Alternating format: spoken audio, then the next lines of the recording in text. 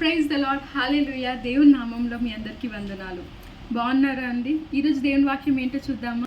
హెబ్రీయులకు రాసిన పత్రిక 11వ అధ్యాయం 1వ వచనం. Hebrews chapter 11 verse 1. Faith shows the reality of what we hope for. It is the evidence of the things we cannot see. విశ్వాసం అనునది నిరీక్షింపబడు వాటి యొక్క నిజస్వరూపమును అదృశ్యమైనవి యున్నవనుటకును రుజువై ఉన్నది. హల్లెలూయా. చూసారు కదండి ఈరోజు వాక్యం దేవుడు ఏం మాట్లాడుతున్నారో. కొన్నిసార్లు మనకున్న సిచ్యువేషన్స్ బట్టి, మనకున్న పరిస్థితులను బట్టి మనకి అపవిశ్వాసం వచ్చేస్తుంది. ఎందుకంటే మనకి ఏవి కనిపిస్తాయో అవే మనం చూస్తుంటాము. అయ్యో, నాకు గవర్నమెంట్ జాబ్స్ రావు, ఎందుకని నాకు ఆ క్యాపబిలిటీ లేదు.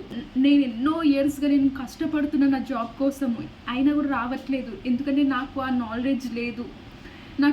నా హెల్త్ ఇంకా ఇంతే, ఎందుకని డాక్టర్స్ ఆల్రెడీ చెప్పేసినారు అవి నాకు ఉన్న జబ్బు నయం అవ్వదని, నాకున్న బీపీ షుగర్స్ ఇవన్నీ ఇంకా మానవు అని, నాకున్న పరిస్థితులు ఇంకా మారవు, నాకున్న అప్పులు, నాకున్న సమస్యలు అన్నీ ఏవి మారవు అని అనుకుంటాం కదా. అంటే మనకు కనిపించేటివి చూసుకుంటూ మనం అదే పలుకుతుంటాం కదా. కానీ విశ్వాసం అనేది ఏంటంటే మనకి కనిపించనిది చూడడం అంట, అదృశ్యమైనవి ఉన్నవన్నీ నమ్మటం అంట. ఈరోజు నువ్వు అనుకుంటున్నావు కదా నీకు నాలెడ్జ్ లేదు, నీకు జాబ్ రాదని. కానీ దేవుడు ఏమంటున్నాడంటే నీకు నాలెడ్జ్ ఉన్నదని నువ్వు పలుకు, నీకు జాబ్ రాబోతుంది, నీకు జాబ్ వస్తుందని నువ్వు నమ్ము, విశ్వసించు. దేవుడు నీకు జాబ్ ఇవ్వబోతున్నాడు.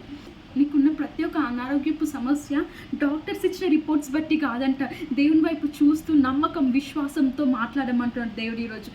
నీకు ఆ జబ్బు నయం అవ్వబోతుంది, నీకు ఆ పరిస్థితులు నయం అవ్వబోతున్నాయని. అవును, నమ్మండి. నీకున్న ప్రతి ఒక్క సమస్యనంట, నీకున్న ప్రతి ఒక్క డబ్బు సమస్య, ప్రతి ఒక్క హెల్త్ సమస్య, ప్రతి ఒక్క ఫ్యామిలీ ఇష్యూస్, ప్రతిదీ కూడా దేవుడు ఈరోజు ప్రతిదీ తీయబోతున్నారంట.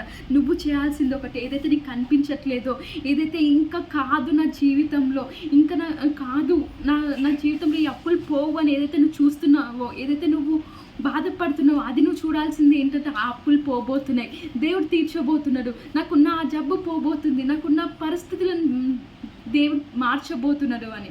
నన్ను నమ్మండి, విశ్వసించండి. ఫేత్ అంటే ఏదైతే కనిపించట్లేదో వాటిపైన చూస్తూ మీ జీవితాన్ని మార్చుకోండి. Amen. God bless you all.